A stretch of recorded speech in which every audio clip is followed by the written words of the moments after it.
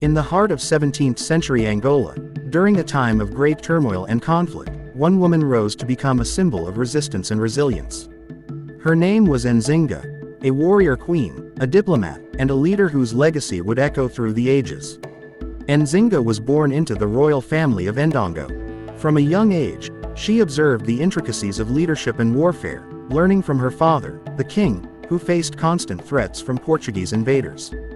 The Portuguese sought to conquer and enslave the people of Ndongo, driven by their quest for power and profit.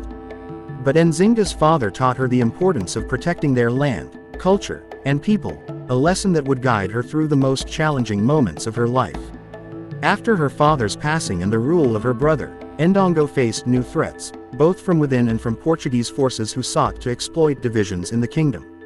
Nzinga saw her brothers struggle to hold the kingdom together and took it upon herself to protect her people. She soon found herself in a critical diplomatic meeting with the Portuguese governor. In that famous encounter, Nzinga arrived to find no seat offered to her, an intentional insult meant to demean her authority. Unfazed, Nzinga ordered one of her servants to kneel down, creating a makeshift throne for herself. She sat, eye level with the Portuguese envoy, asserting her dignity and power. This was the moment she became a symbol of defiance.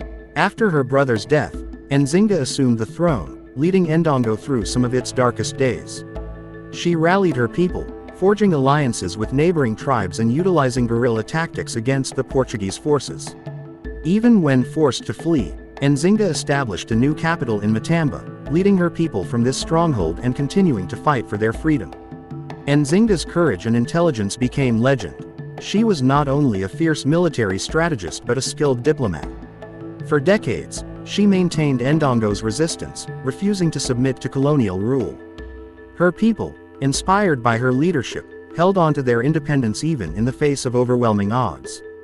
As she grew older, Nzinga turned her focus towards peace and stability, working to restore her kingdom and foster prosperity. Her efforts ensured that Ndongo and Matamba remained strong African kingdoms long after her passing.